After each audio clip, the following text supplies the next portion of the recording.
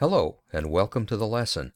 Today we'll learn how to adjust a table's dimensions, padding, and background color. Here is a table of American cities with the largest populations. Let's add some formatting. The text is aligned to the left, but I'd like it to be centered. To do that, I'll create a table selector inside the Style element, add the Text Align property, and set the value to center. I'll refresh the browser, and as you can see, the text is centered. The table seems too cramped, so I'll use a width property to resize it. First, I'll try setting a smaller size, 300 pixels for example. Note that the cells adjusted to the content, meaning that they increased in height so that there is enough space for the content.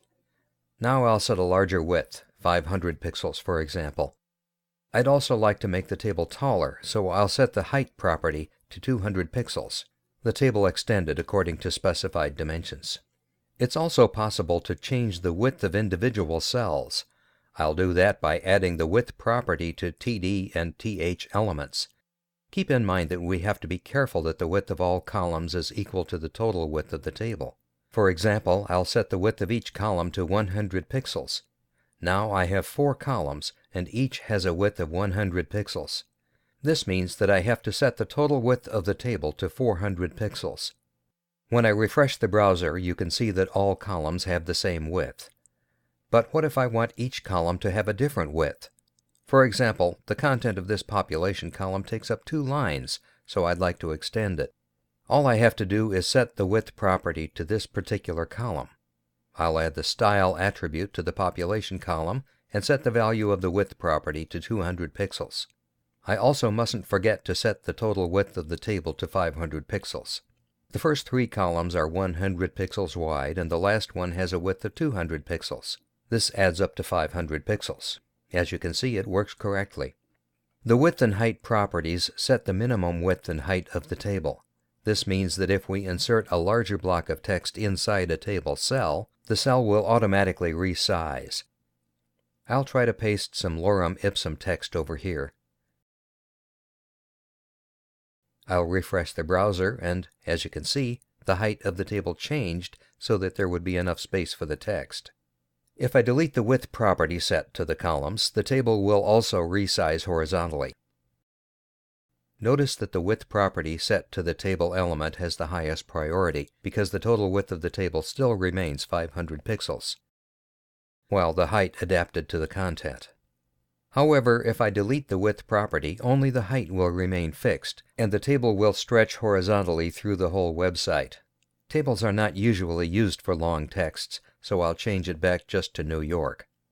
I'll also delete the height property and show you how to increase padding between the content and the border of a cell.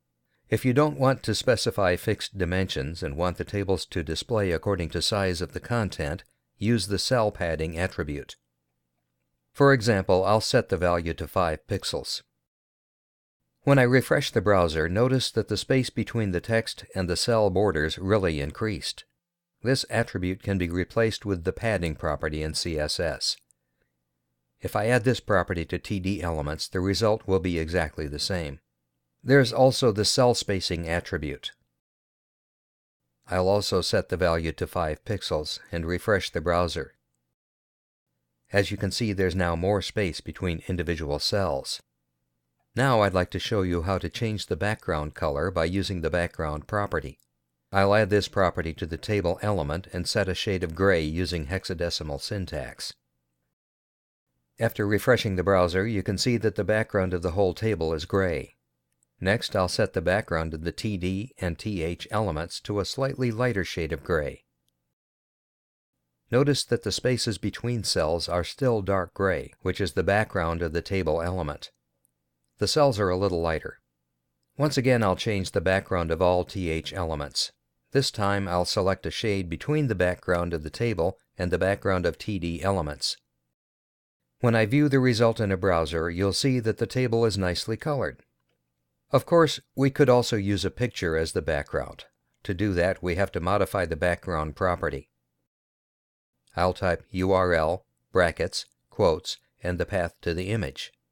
When you use a background image, you have to make sure that the text remains legible. Let's look at the result in a browser. If I delete the background property, the background of the cells will be automatically set to transparent, meaning that the image will be the background of the whole table. As you can see, it's almost impossible to read the text on such a dark background, so I won't use this. Thank you for joining me today, and I'll look forward to seeing you the next time.